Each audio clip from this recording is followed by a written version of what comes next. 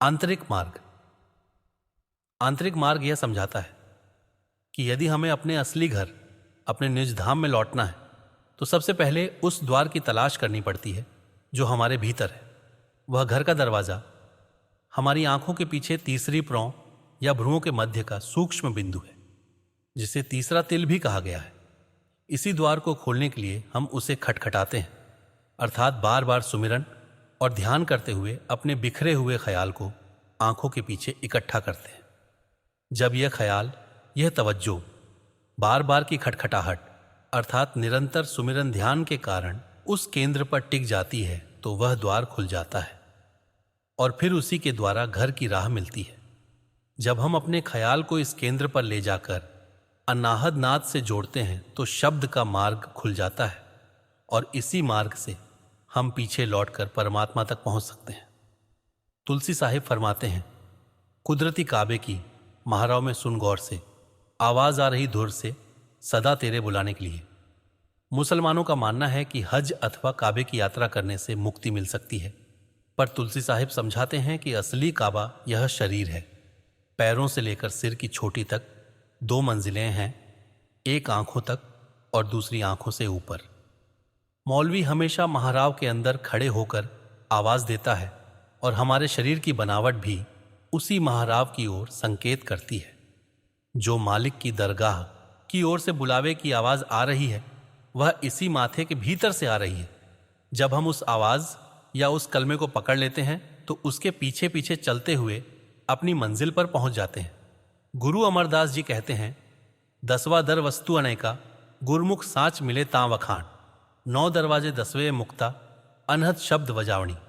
हमारा यह शरीर केवल मांस और हड्डियों का ढांचा नहीं है और न ही केवल 5 फुट लंबा कोई पतला सा डिब्बा। इसमें परमात्मा ने अनगिनत खजाने रखे हैं और स्वयं भी अंदर विराजमान है। जब तक कोई सच्चा सद्गुरु नहीं मिलता तब तक इस शरीर में परमात्मा को देखने और खोजने का तरीका नहीं मिलता। महात्मा कहते हैं कि शरीर के 2 विभाग हैं, एक आंखों से नीचे और दूसरा आंखों से ऊपर।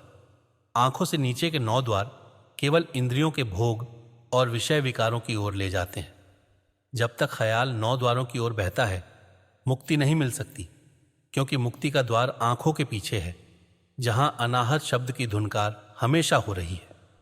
गुरु नानक साहिब कहते हैं, गुर शब्द मिलय विष नाही, सहजय सच समावणी। जब हम सद्गुरु की कृपा से शब्द को पकड़ लेते हैं तब शब्द हमें छोड़ता नहीं, अपने साथ लेकर मालिक में ही समा जाता है। हमारा काम इस शब्द के सहारे अपने भीतर अपने घर की दिशा स्थिर करना है और उसके प्रकाश के सहारे घर का रास्ता देखना है। आत्मा की देखने की शक्ति को निरत और सुनने की शक्ति को सुरत कहा गया है। सुरत से शब्द को सुनना है और निरत से प्रकाश को देखना है। जैसे कोई व्यक्ति अपने घर से बहुत दूर चला जाए और रात का अंधेरा छा जाए, हाथ पांव दिखाई न दें, दिशा का भी पता न लगे, तो वह किसी दूर से आती आवाज को सुनकर दिशा तय करता है। कहीं कोई रेडियो बज रहा हो या कोई कुएं पर पानी भर रहा हो, कोई पुकार सुनाई दे जाए तो दिशा का पता चल जाता है। पर दिशा जान लेने के बाद भी राह में अंधेरा, ऊंच नीची जमीन, कांटे झाड़ियां हों तो टॉर्च या लालटेन से प्रकाश लेकर वह रास्ता सही सलामत तय कर घर पहुंचता है। इसी तरह हमारे भीतर भी मालिक ने आवाज भी रखी है और रोशनी भी। हमें उस आवाज को सुनकर दिशा स्थिर करनी है और रोशनी के सहारे सफर तय करना है। कबीर साहिब कहते हैं, दीवा बिना अगम का, बिन बाती बिन तेल। यह जो भीतर जोत जल रही है उसे किसी बाती या तेल की आवश्यकता नहीं। पलटू साहिब कहते हैं, उलटा कुआं गगन में, तिस में जरे चिराग, तिस में जरे चिराग, बिना रोगन बिन वाती, 6 रुत 12 मास, रहत जरता दिन राती। सिर के ऊपर उलट कुआं है जिसके भीतर जोत हमेशा जलती है। बाहर के दीपक बत्ती तेल से जलते हैं पर भीतर की जोत 2400 घंटे जलती रहती है। स्वामी जी महाराज कहते हैं, बसो तुम भाई नैनन में, सिमट कर एक यहां होना, दुई यहां दर हो जाए, दृष्टि जोत में धरना। जब हम 9 द्वारों से ख्याल को निकालकर आंखों के पीछे टिकाते हैं तब द्वैत मिट जाता है और एकता में प्रवेश होता है। दोनों आंखों के रास्ते बाहर बहती तवज्जो जब भीतर समेट ली जाती है तब केंद्र पर ज्योत प्रकट होती है। हजरत ईसा ने भी कहा, शरीर की ज्योति आंख है, यदि तेरी आंख एक हो जाए तो सारा शरीर प्रकाश से भर जाएगा। गुरु नानक देव जी ने भी यही समझाया, तरत जोत निरंतर वणी, सच साहिब संग लिवलाई। भीतर जोत भी है और वाणी भी है। जो इसे देखते सुनते हैं उनका मोह संसार से उठ जाता है और प्रेम परमात्मा की ओर लग जाता है। हर धर्मस्थल पर दीपक जलाने और घंटा शंख बजाने की परंपरा इसी बात की याद दिलाती है कि असली जोत और असली शंखनाद शरीर के भीतर है। मंदिर, मस्जिद, गुरुद्वारे, गिरजे, हर जगह बाहरी जोत जलती है और घंटियां बजती हैं, पर असल ज्योति और असल नाद भीतर है।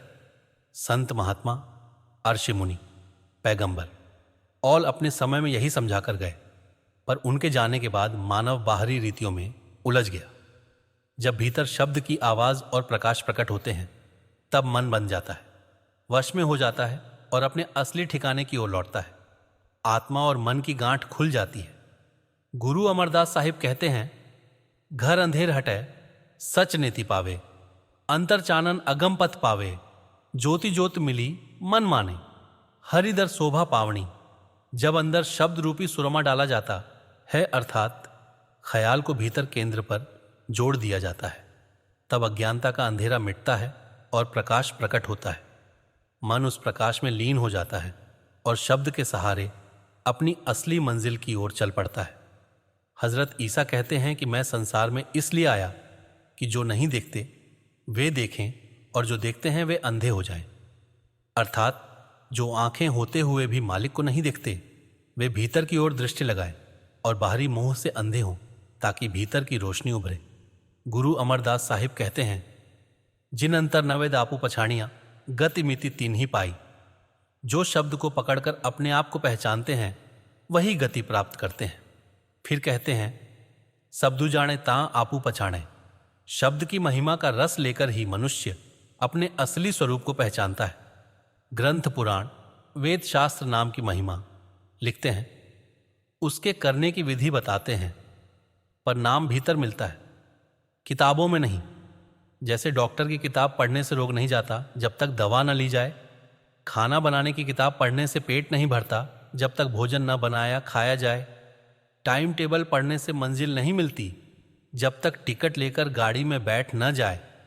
ठीक वैसे ही शास्त्र पढ़ना केवल समझ देता है, मुक्ति नहीं देता। मुक्ति तभी मिलती है जब हम उनके बताए अनुसार अभ्यास करें, अंदर ध्यान लगाएं, शब्द पकड़ें और सुमिरन ध्यान की कमाई करें। संतों की संगति। भाग 2। संतों ने हमेशा ही समझाया है कि मनुष्य का जीवन उसी समय सफल होता है जब उसे सत्संग की महिमा का पता चल जाता है और वह सद्गुरु की संगति में बैठकर अपने भीतर के दरवाजे खोलने का अभ्यास शुरू कर देता है।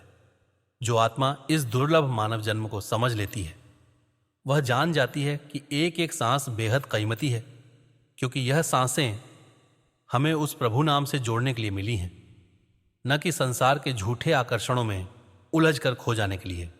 इसीलिए संत महात्मा यही फरमाते हैं कि सद्गुरु के बिना न तो मन थमता है और न ही आत्मा को वह वास्तविक ठहराव मिलता है जो उसे जन्मों जन्मों से चाहिए।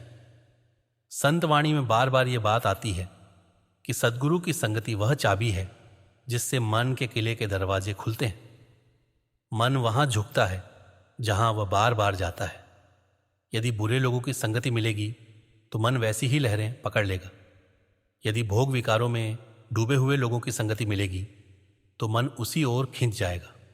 और यदि सद्गुरु के प्रेमियों, संतों, महात्माओं की संगति मिलेगी तो मन उसी दिशा में मुड़ने लगेगा जहां प्रभु नाम की महिमा है, जहां प्रेम है, जहां शांति है, जहां मुक्ति का मार्ग है।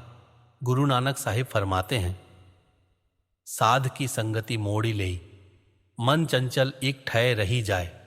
अर्थात मन की चंचलता केवल संत संगति से ही रुकती है। जो मन अनेक जन्मों से विषयों और भोगों में भागता आया है वह केवल उपदेश सुनने से नहीं रुक जाता।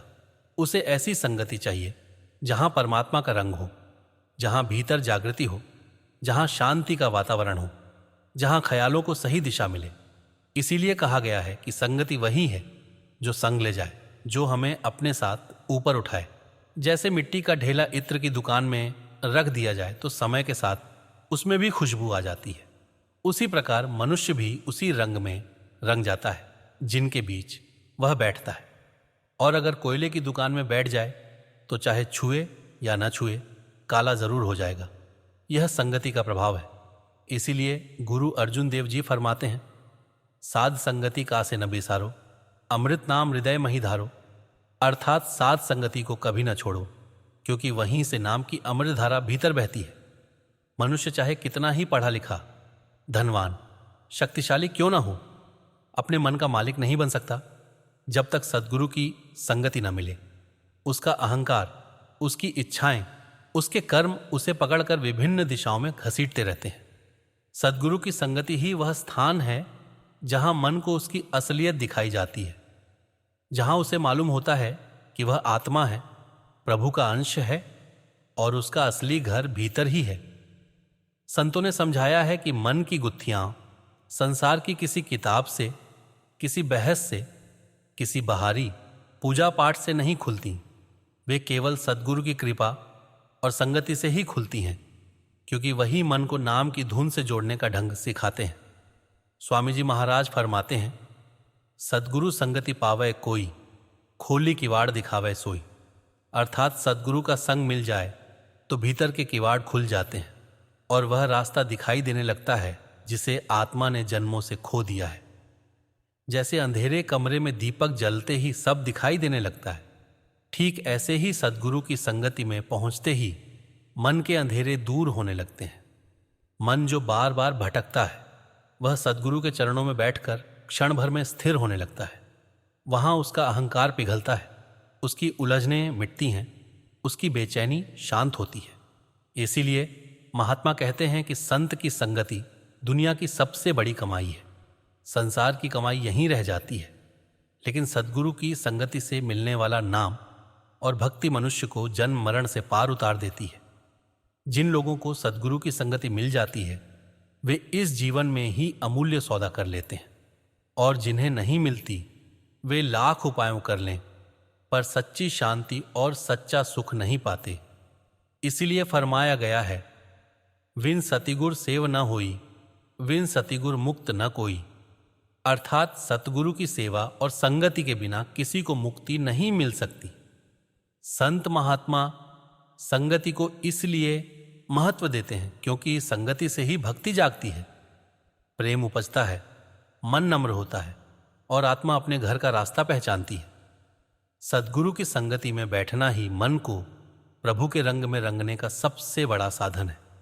संतों का वास्तविक स्वरूप केवल शब्द और नाम ही होता है, क्योंकि वही सतनाम का असली प्रकाश इस संसार में लेकर आता है और जीव के ख्याल को उस नाद, उस धुन, उस अनहद की ओर मोड़कर वापस उसी समुद्र में पहुंचा देता है जहां से सब कुछ निकला है। मनुष्य का शिक्षक मनुष्य ही हो सकता है। इसलिए परमात्मा स्वयं देह का चोला ओढ़कर आता है ताकि हमारी भाषा में हमारे समान बनकर हमें सच्चाई समझा सके। हजरत ईसा ने इसी सद्गुरु स्वरूप को देहधारी शब्द कहा है, अर्थात वह शब्द जो मनुष्य के रूप में प्रकट होकर जीवों का मार्गदर्शन करे। परमात्मा और शब्द एक ही तत्व है और उसी एक तत्व का थोड़ा सा हिस्सा देह धारण करके हमारे बीच प्रकट होता है। इसीलिए हजरत ईसा ने कहा कि मैं और मेरा पिता एक ही हैं। शुरुआत में शब्द था, शब्द परमात्मा के साथ था और शब्द ही परमात्मा था, और यही शब्द देह धारण कर हमारे बीच में आकर रहने लगा ताकि जीव को उसके घर का मार्ग दिखाया जा सके। इसी सत्य को ईसा मसीह आगे समझाते हैं कि मैं पिता की ओर से प्रकट होकर संसार में आया हूं और अपना काम पूरा करके पुनः पिता में लौट जाऊंगा। इसी प्रकार वे कहते हैं कि जब मैं संसार में उनके साथ था तो मैंने उन्हें तेरे नाम से जोड़े रखा और उन सबको संभाले रखा जो तूने मुझे सौंपे थे। अर्थात मालिक और मालिक के भक्तों में कोई भेद नहीं, क्योंकि जो उस नाम के साथ जुड़ जाते हैं वे उसी के स्वरूप बन जाते हैं। समुद्र की लहरें समुद्र से उठती हैं और फिर उसी में जा मिलती हैं। संत भी सतनाम के उसी समुद्र की लहरें हैं जो जीवों को साथ लेकर वापस उसी प्रभु सागर में मिला देती है। जब सद्गुरु देह में बैठकर जीव के ख्याल को शब्द से जोड़ता है तो वही ख्याल धीरे धीरे परत दर परत देह के बंधनों से ऊपर उठने लगता है और फिर वही शब्द उसे अपने वास्तविक घर में पहुंचा देता है। गुरु नानक साहिब कहते हैं, हरि का सेवक सो हरि जेहा, भेद न जानहु मानस देहा। जैसे ज्यों ज्यों जीव अपना ख्याल शब्द से जोड़ता है, वैसे वैसे वह अपने अंदर के प्रकाश के मध्य में सद्गुरु का सच्चा स्वरूप देखना शुरू करता है, जहां शब्द का महासागर बह रहा है और सद्गुरु उसी शब्द में रमे हुए होते हैं। गुरु नानक साहिब स्पष्ट करते हैं कि सद्गुरु के अंदर परमात्मा विद्यमान है और परमात्मा गुरु के अंदर ही बोलता है, बिना देह के ब्रह्म नहीं बोलता।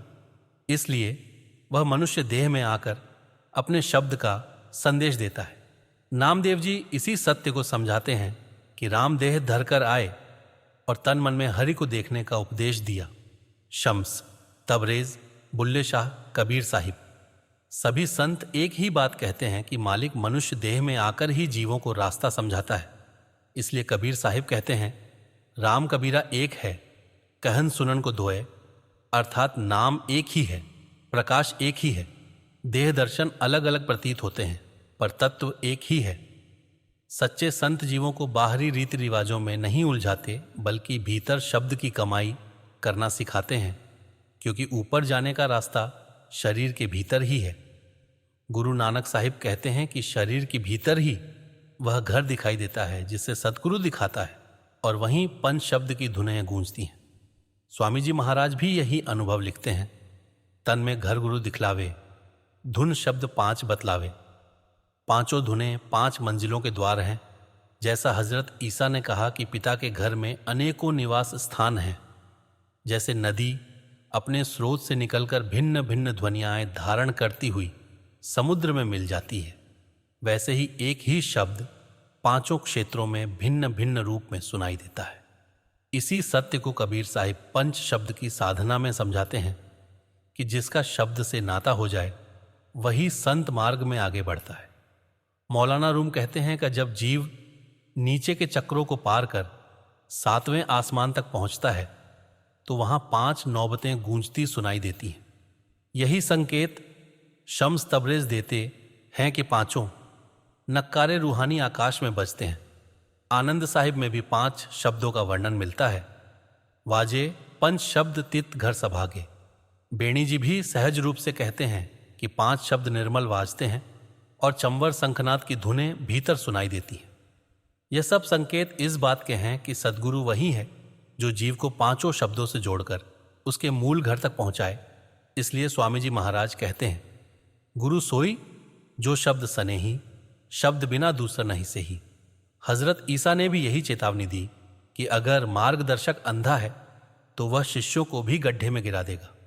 और गुरु नानक साहिब कहते हैं कि पूरा सद्गुरु वही है जो शब्द सुनाए और मन को नाम से जोड़ दे।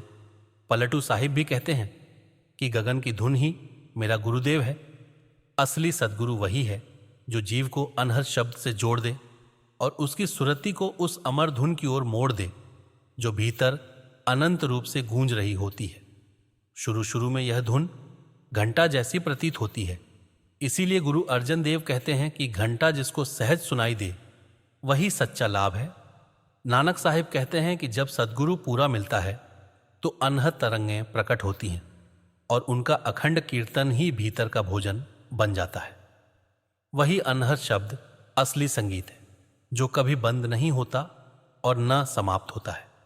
जब सद्गुरु जीव को इस धुन का मार्ग समझा देता है तो वह जीव उस धुन में लीन होने लगता है और फिर वही धुन उसे अपने स्रोत तक पहुंचा देती है। हजरत ईसा कहते हैं कि मेरा देह स्वरूप तो कुछ समय तुम्हारे साथ है, परंतु पवित्र आत्मा अर्थात वह शब्द जिसे पिता भेजेगा वही तुम्हें सब सिखाएगा और जो कुछ मैंने कहा है वह सब तुम्हें याद दिलाएगा। अर्थात असली मार्गदर्शक देह छोड़ने के बाद भी शब्द स्वरूप में जीव का साथ नहीं छोड़ता। इसलिए वास्तविक गुरु शब्द है और वास्तविक शिष्य आत्मा है और दोनों अंततः उसी सत्य में जाकर मिल जाते हैं। देह दोनों की अस्थाई है। शरीर छोड़ देने के बाद भी शब्द स्वरूप सद्गुरु जीव की संभाल करता है। गुरु नानक साहिब स्पष्ट कहते हैं कि शब्द गुरु है, सुरत धुन चेला है। जो संत पहले हो चुके हैं वे पूर्ण थे, पर उनका लाभ अब नहीं उठाया जा सकता। लाभ तो केवल जीवित देहधारी सद्गुरु से ही होगा। जैसे बीमार व्यक्ति को किसी पुराने वैद्य से इलाज नहीं मिल सकता, उसे मौजूदा वैद्य के पास जाना पड़ता है। जैसे न्याय वर्तमान न्यायाधीश ही कर सकता है, पुराने राजा से कोई फैसला नहीं कराया जा सकता। जैसे कोई स्त्री पुराने युग के राजा से विवाह नहीं कर सकती, उसे वर्तमान में ही साथी मिलेगा। उसी प्रकार आत्मिक कार्य भी वर्तमान सद्गुरु ही करवाते हैं। यही बात हजरत ईसा ने कही कि यूहन्ना एक ज्योत था और कुछ समय तक तुमने उसकी ज्योति में आनंद लिया, पर अब वह काम नहीं करेगा, क्योंकि प्रकाश तो वही काम करता है जो इस समय धरती पर मौजूद हो। ईसा मसीह ने कहा कि जिसने मुझे भेजा है उसका काम मुझे दिन रहते करना है, अर्थात जितना समय देह में हूं उतने समय तक ही मैं काम कर सकता हूं। रात आने पर कोई काम नहीं कर सकता। और जब तक मैं संसार में हूं, मैं संसार की ज्योति हूं। जब जीव का ध्यान नाम के सुमिरन में लग जाता है तो उससे बड़ा कोई और जप नहीं रह जाता, क्योंकि नाम ही वह अमृत है जो आत्मा को संसार की थकान से मुक्त करता है। जब मनुष्य अपने आप को पूरी तरह मालिक के हवाले कर देता है और उसकी रजा में जीना सीख लेता है, तो संसार का कोई तपा, कोई कठिन साधना, कोई झप तप उसके सामने टिक नहीं सकता। भीतर जब आत्मा दिन रात उस शब्द की वाणी को सुनने लगती है तो उससे बड़ा पाठ कोई नहीं। और जब मन गहरी श्रद्धा और प्रेम में गुरुमुखों के स्वरूप को अपने साथ अंदर ही महसूस करता है तो उससे बड़ी पूजा भी नहीं रह जाती। नाम का अमृत जब आत्मा तक पहुंचता है तो मन संसार की ओर से उचाट हो जाता है, दुनिया फीकी लगने लगती है और भीतर विरक्ति स्वयं प्रकट हो जाती है। यही असली वैराग्य है, जो किसी बाहरी प्रयास से नहीं बल्कि केवल नाम के रस से उत्पन्न होता है। संत महात्मा समझाते हैं कि इस मार्ग पर चलने के लिए न घर बार छोड़ने की आवश्यकता है, न परिवार को त्यागने की जरूरत है, न जंगलों और पहाड़ों में भटकने की जरूरत है। असली साधना तो इसी संसार में रहते हुए, अपने कर्तव्य निभाते हुए, अपने भीतर उस शब्द का अभ्यास करने में है। सद्गुरु से नाम की बख्शिश लेकर उसी को अपने भीतर रसपूर्वक चलाना ही सच्ची कमाई है। बाहर ढूंढने की कोई आवश्यकता नहीं, सब कुछ भीतर ही है, बस ध्यान को भीतर मोड़ने की जरूरत है। इसी नाम की कमाई से जन्म जन्मांतर के बंधन कट जाते हैं, देह की कैद टूट जाती है और अंततः आत्मा अपने मूल घर में जाकर परमात्मा से मिल जाती है। नाम की कमाई किसी दिखावे, सम्मान, यश या प्रसिद्धि के लिए नहीं की जाती। यह कमाई रिद्धि सिद्धि या चमत्कार दिखाने के लिए भी नहीं होती। नाम की कमाई का उद्देश्य केवल इतना है कि आत्मा को मालिक की बख्शिश और महर प्राप्त हो सके। महात्मा सदा समझाते हैं कि नाम की बख्शिश को भीतर ही संभाल कर रखना चाहिए। इस अनमोल रत्न को कौड़ियों की तरह बाहर बिखेरना उचित नहीं। जितना हम भीतर श्रद्धा से नाम की कमाई जमा करते हैं, उतनी ही कृपा और महर का द्वार खुलता जाता है।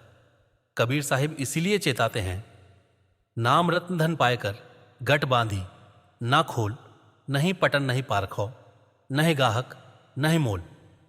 अर्थ यही है कि यह नाम का रत्न बहुत अनमोल है। इसे संभालकर चुपचाप भीतर ही भीतर जमा करना चाहिए। दुनिया को दिखाने के लिए नहीं, अपने अहंकार को संतुष्ट करने के लिए नहीं, किसी को चमत्कार बताने या प्रभावित करने के लिए नहीं। यह रत्न केवल आत्मा के उत्थान के लिए है, मन के संयम के लिए है और परमात्मा की कृपा को आकर्षित करने के लिए है। जब जीव इस नाम को भीतर संभाल लेता है और उसकी मिठास में जीना सीख लेता है तो जीवन बदल जाता है। परिस्थितियां चाहे जैसी हों, मन भीतर स्थिर रहता है। संसार की आवाजें, दुनिया की उलझनें, मन की इच्छाएं सब धीरे धीरे शांत हो जाती हैं और आत्मा उस अनहद शब्द की ओर बढ़ने लगती है। यही वह अवस्था है जब सद्गुरु की महर जीव के सिर पर लगातार बनी रहती है और बिना बोले भी सब कुछ भीतर बाहर सही ढंग से होता चला जाता है। जब नाम का सुमिरन गहरा हो जाता है तो मन की अशांति मिटती है, काम क्रोध का प्रभाव घटता है और जीवन सहज हो जाता है। मनुष्य के कर्मों के बोझ को केवल नाम ही जला सकता है। सद्गुरु का दिया हुआ नाम ही वह अग्नि है जो जन्म जन्म के कर्मों की गांठें खोल देता है। जितना सुमिरन गहरा होता है उतना मन हल्का होता जाता है। यही कारण है कि संत बार बार कहते हैं कि जो कुछ भी करना है भीतर करना है। बाहर पूजा का दिखावा, बाहरी कठोर साधनाएं, तीर्थ यात्राएं, इनसे आत्मा को वह लाभ नहीं मिलेगा जो नाम के 4 क्षणों के सुमिरन से मिलता है। सद्गुरु की संगत और उसका नाम, यही 2 बातें जीव को परमात्मा तक पहुंचाने के लिए पर्याप्त है। अंततः जब जीव नाम के रस में पूरी तरह डूब जाता है तो उसके लिए संसार का आकर्षण समाप्त हो जाता है।